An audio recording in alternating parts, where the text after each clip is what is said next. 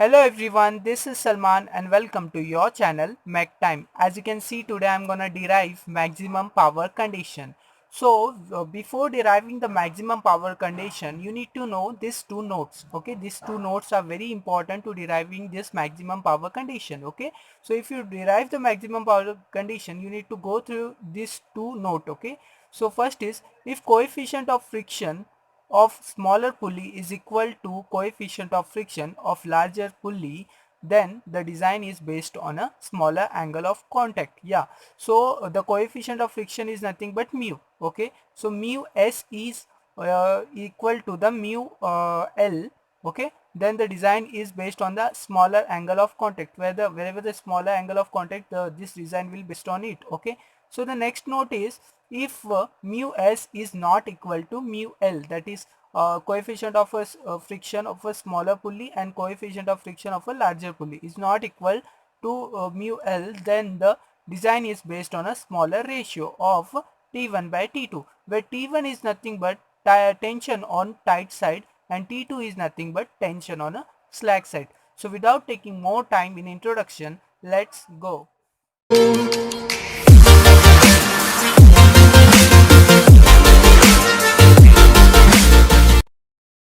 So guys, as I have told that for deriving the maximum power condition, we need to go with the two notes, so which I have told before. Now we'll go in deriving. So let's see, we know that power P is equal to T1 minus T2 into V divided by 1000 kilowatt, where T1 is nothing but tension on a tight belt and this is T2 is equal to tension on a slack belt.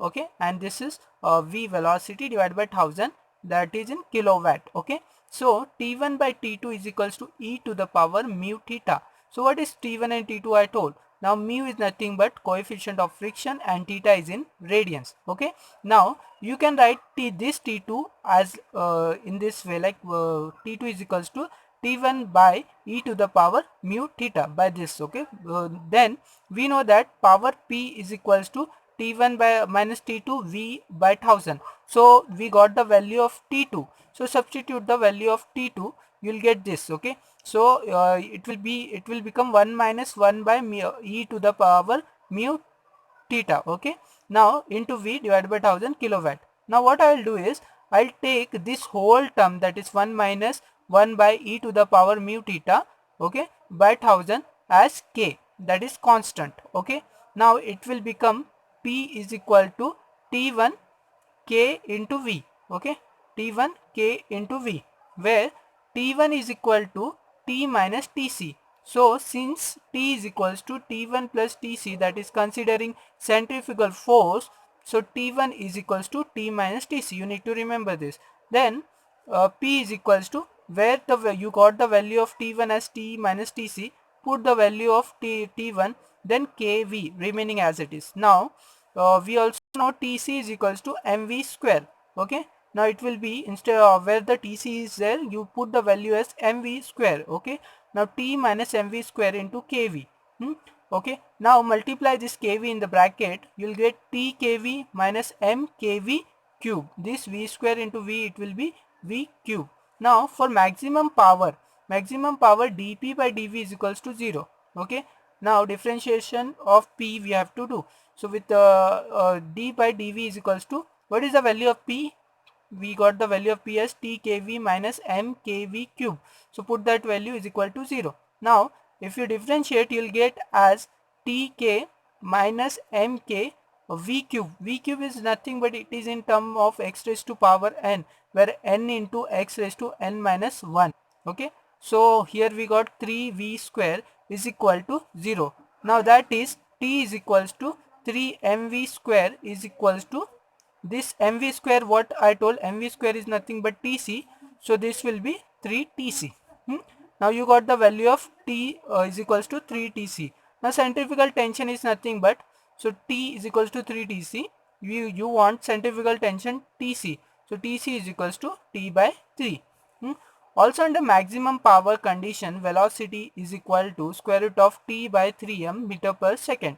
Okay, now for under maximum power condition velocity, we know the value of, that is square root of T by 3m, that is meter per second. Therefore, maximum power transmitted by a belt drive, that is P max, is equal to T1 by T1 into kV. Okay, P max is equals to T1 into kV. Now you know the value of T1 here, you know the value of V here, so put, okay, so K, what is the value of T1? You got the value of T1 as T minus Tc.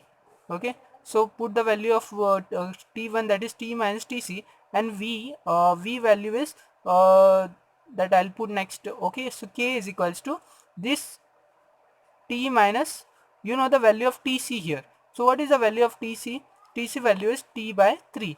So T minus T by 3 into square root of T by 3m, that is the value of V. Okay, you can see here the value of V. Now here you can write it as K is equals to 2 by 3 into T into square root of 3 by square root of 3m. Okay, so this completes your maximum power condition.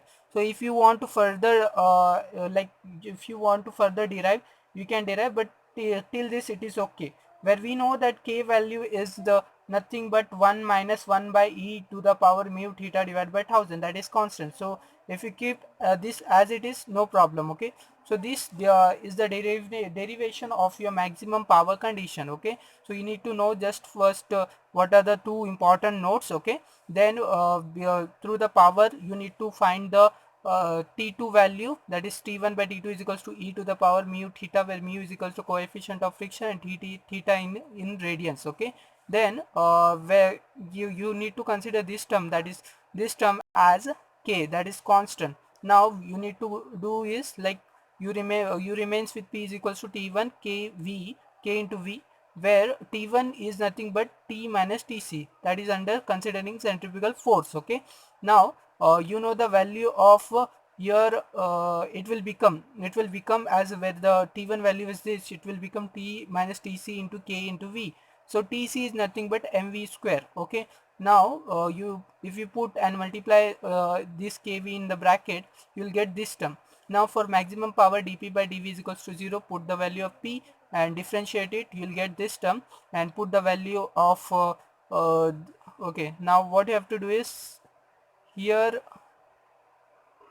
here this plus k minus k gets cancelled, so T is equals to 3 mv square is equals to 3 Tc, that is nothing but centrifugal tension. Tc is equals to T by 3.